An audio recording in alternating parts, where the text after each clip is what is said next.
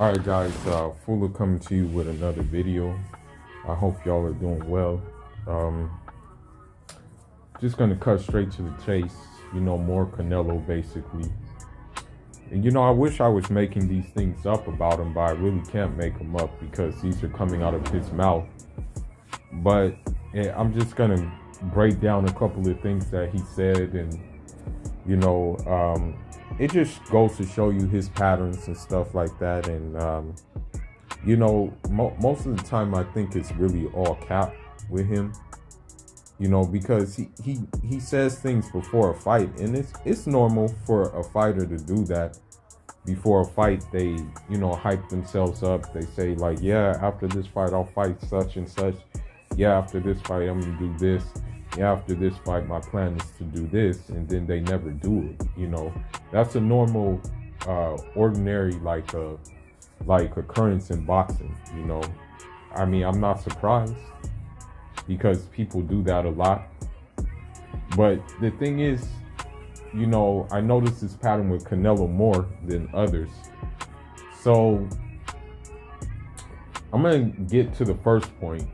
We all know that Canelo Sanders is coming up this week. And I mean, honestly, there's not a lot of press coverage and a lot of media hype for the fight. Although it's sold out in Dallas and whatnot, you don't really see a lot of press up for this fight. And I think a lot of that has to do with the whole COVID thing,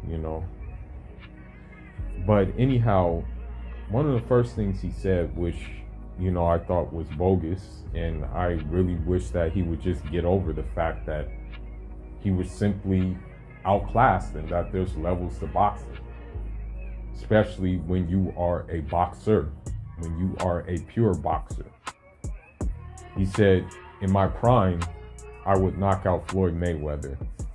So he says in his prime he would knock out Floyd Mayweather if they were both in their prime. And my thing is, what weight are you going to fight at in order to do that? Are you going to fight at 154? Are you going to fight at welterweight, the weight you started, or what?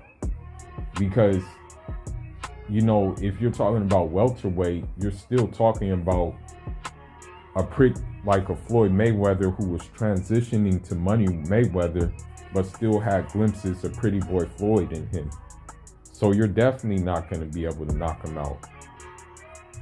And you're not going to be able to beat him either. Like, that's just the reality.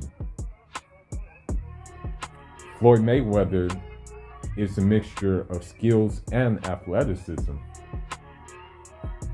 Sorry, but Canelo is just a mixture of power and maybe a little athleticism,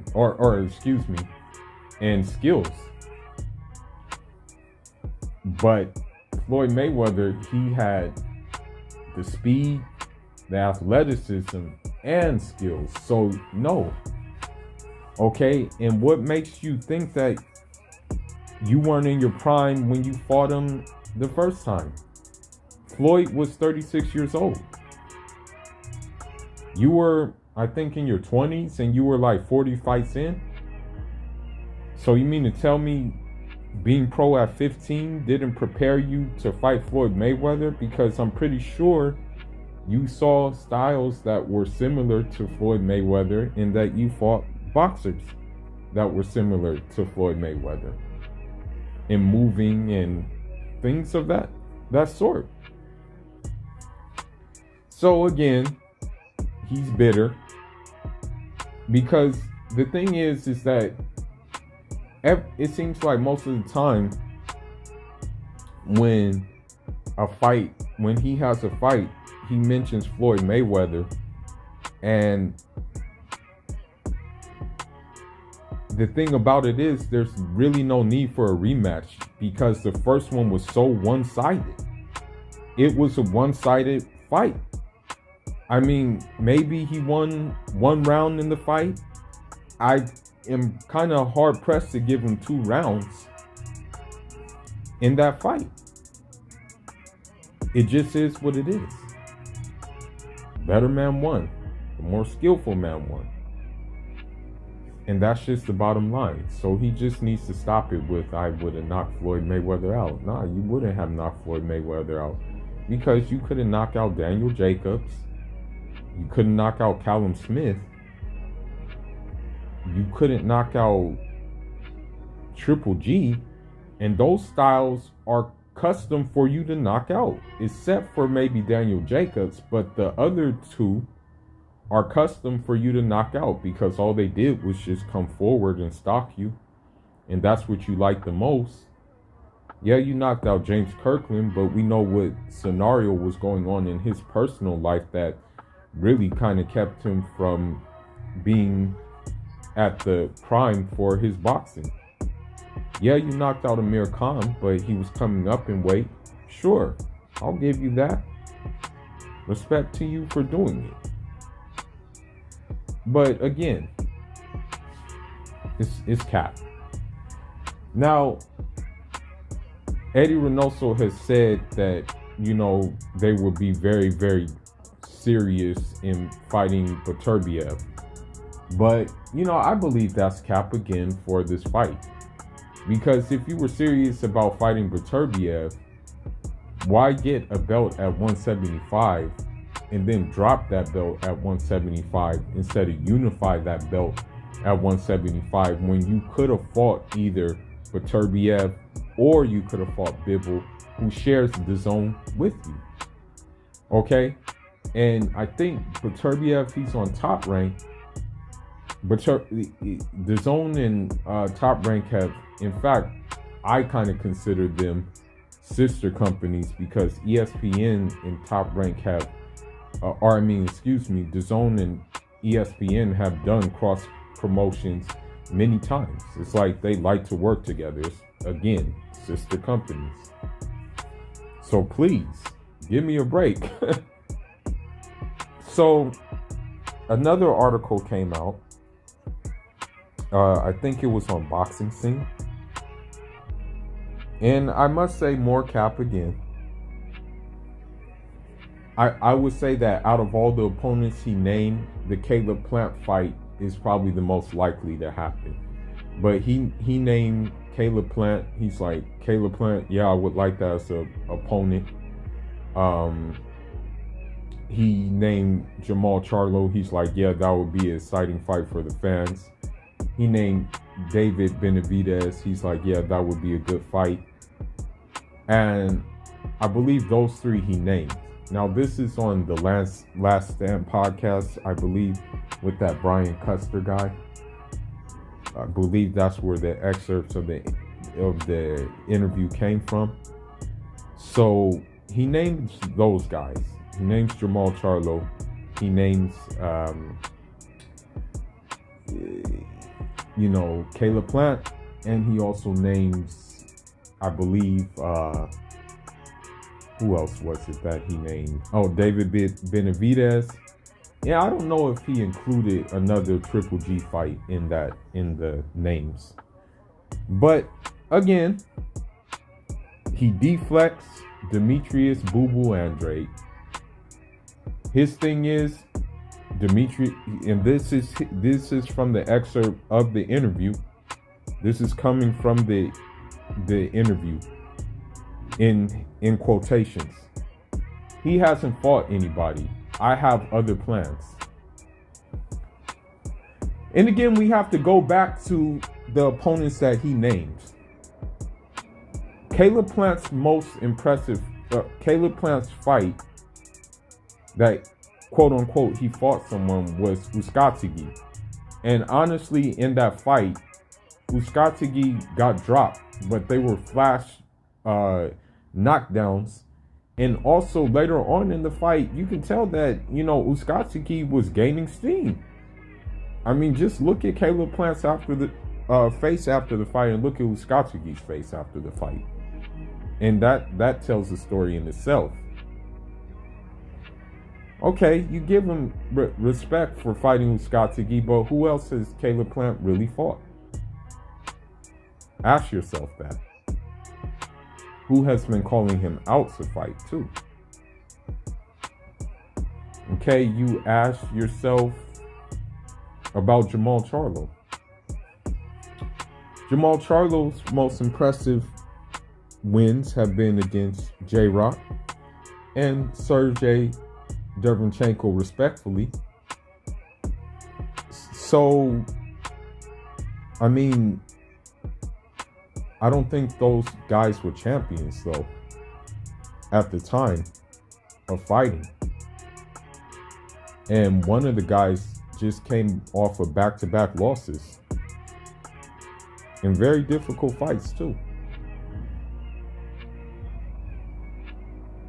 So then you go to David Benavidez. And I would say that David Benavidez is, some of his shortcomings are caused by his own actions. But, everybody messes up one way or another, But I guess he's really back focused again. And I would say that David Benavidez's most credible opponent was Andre Dirrell, which he fought for his belt back. So, other than that, David Benavidez, he's, mediocre resume too. And I'm not taking anything away from these fighters. But then, I have a question for Canelo. Did Rocky Fielding fight anybody to get a fight with you? Did Liam Smith fight anybody to get a fight with you? Did Adri Yerbdom fight anybody to get a fight with you?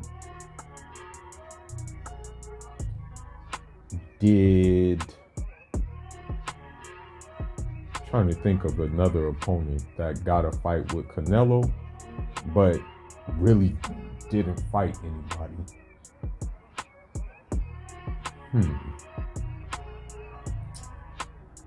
Let me see.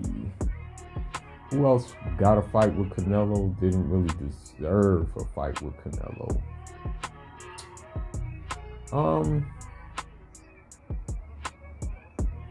Right now, I can't think of anybody right at this moment, but I'll maybe revisit it at another time. But anyhow, I'm going to say it before, I'm going to say it again. The thing that separates Demetrius Andrade from like Caleb Plant, because they're similar in styles, and the thing that separates Demetrius Andrade from Billy Joe Saunders, since all three of them are like outside boxers, is that Demetrius Andrade can mix it up in the inside, and he can be very aggressive if needed be. But he's also so skilled on the outside, even more skilled than Caleb Plant and Billy Joe Saunders, that Canelo doesn't want any parts of him. That he hasn't fought anybody is just code word for, I would have my work cut out for myself. And he's long, he's fast, he's elusive. And I don't know if he's gonna stand right in front of me in order for me to tee off on him. That's what that is code for, when it comes to Canelo. Another thing that you have to understand too is that even right now, I don't know how true it is. They said Billy Joe Saunders is complaining about the ring size. They said that Canelo altered the ring size. They said that the ring size was supposed to be 24, but now, Canelo has changed it to 22 or something like that. I don't know. Canelo really doesn't have the wind to keep up with guys with good footwork. And that's just the bottom line. The thing is that, and I'll say it before, I'll say it again, now that Erislandy Lara is at 160, I honestly think that's who Canelo needs to fight again. Because the first fight, I'm still going to stick by this, okay? And I'm nothing's going to change my mind. Erislandy Lara won the first fight against Canelo. Could he have been a little bit more aggressive? Sure. But if you're landing things down the pipe, okay, yes, Erislandy Lara was headhunting a bit in the fight, but that was just what was available. It was available to him. Sure, he could have went to the body a little bit more, but the head was available. And the thing is that once Canelo went to the body of Erislandy Lara, it didn't really slow him down because a lot of the body shots were going to the elbow. So when you have that slickness and that elusiveness and that accuracy, which Demetrius Andrade has, Canelo doesn't want no parts of it. So at the end of the day, I really believe, and this is just my personal opinion, and I'm just going to end it on this note. Demetrius Andrade, in this last fight against Liam Williams, my personal opinion, ring rust, hasn't fought in 15 months or so. So yeah, he was looking a little rusty. Yeah, he did get buzzed. But he won 10 out of 12 rounds. He knocked him down. And that looping uppercut was there the whole night. Okay? So, still though, with what I guess you can say boxing pundits and professional boxers would say that his performance was mediocre. People will say that. Canelo still doesn't want no parts of him. Still. You know, and at this point, I personally believe that if Demetrius Andrade was to clean out 160, or if Demetrius Andrade was to move up to 168 and get like 2 belts at 168, Canelo still wouldn't fight him. Canelo will still not bother fighting that dude. I just believe that. And the sad thing is, and I'm going to end it on this note, the sad thing is this is the easiest fight that can be made. They're both on DAZN. But Canelo is looking at PBC fighters and saying, okay, why not make fights with them? So we know what time it is with this dude, man. And I'll say it before. I said it before and I'll say it again. Okay, personally, I think Canelo is a good fighter.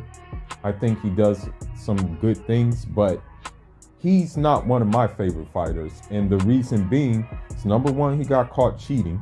Okay, let's not forget about that. And I'm not gonna like make an excuse for him or cover for him or anything like that. And number two, I just don't really see anything that is just so spectacular about him. I mean, sure, upper body movement there, able to slip punches,